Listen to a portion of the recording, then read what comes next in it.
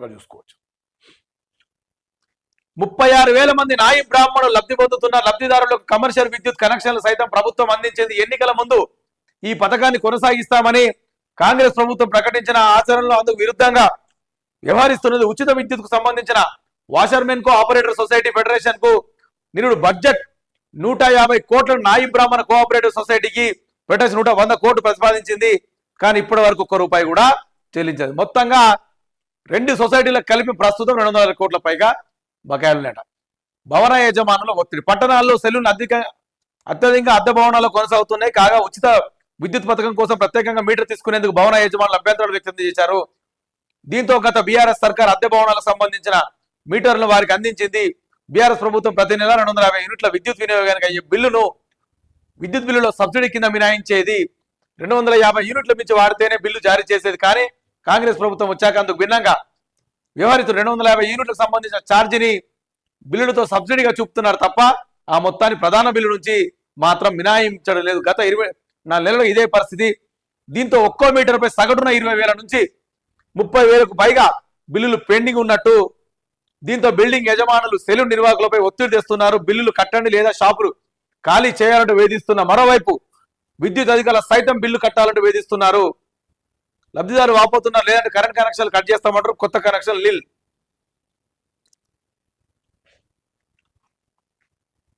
అయితే కేసీఆర్ గారు ఒక ముందు చూపుతోటి ఆయన ఏదైతే హైదరాబాద్ నగరంలో సెలూన్స్ నడుపుకుంటారు కదా, సెలూన్స్ ఒకటి, రజకుల్లో ఒకటి, అంటే ల్యాండ్రీ షాప్సే కావచ్చు, డ్రై క్లీనింగ్ షాప్సే కావచ్చు, వాళ్ళకి సంబంధించిన విద్యుత్ కి కేసీఆర్ గారు అప్పుడు ఒక పథకం తీసుకొచ్చి 250 యూనిట్ల వరకు కూడా మేము మీకు ఫ్రీగా ఇస్తామని చెప్పేసి ఆయన అప్పుడు పథకం స్టార్ట్ చేసిరు. ఫ్రీగా కూడా ఇచ్చి దానికి సంబంధించిన మీటర్లు ఫిట్ చేయించారు. అది పథకం చేసిర్రు.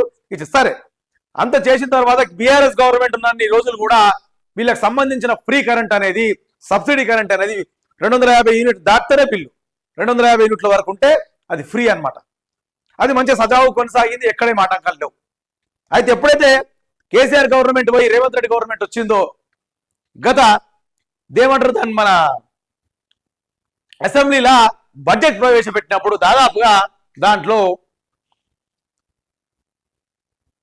నాయి బ్రాహ్మణ ఫెడరేషన్ కూడా 150 కోట్లకి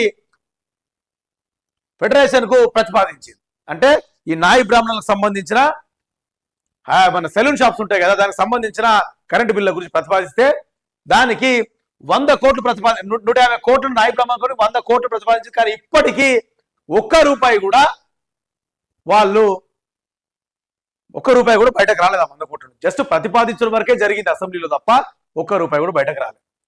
దాంతో ఏమైతుంది, దాదాపుగా 24 నెలల పరిస్థితి దాదాపు 20,000 నుంచి 30,000 కోట్ల పైగా బిల్లులు పెండింగ్ ఉన్నాయి.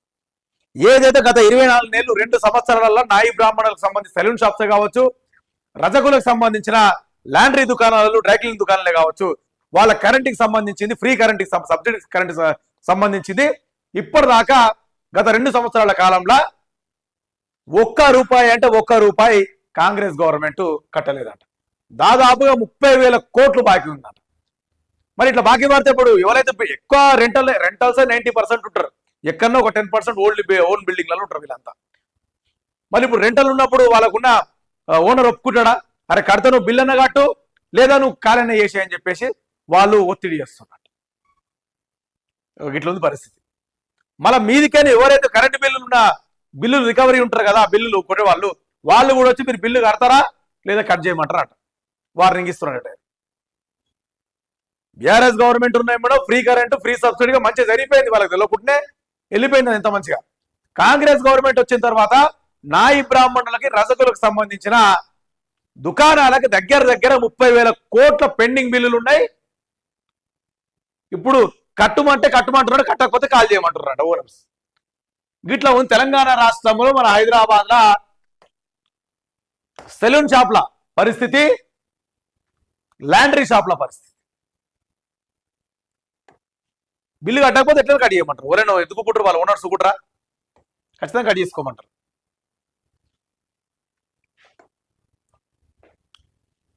గురుకుల సిబ్బంది నిర్లక్ష్యానికి విద్యార్థిని బలి, ఆటో నుంచి కింద పడి దుర్మరణం, రిపబ్లిక్ డే ఏర్పాట్లకు సామాగ్రి దించుతుండగా ఘటన. కామారెడ్డి జిల్లా బోర్లం గురుకుల పాఠశాలలో విషాదం.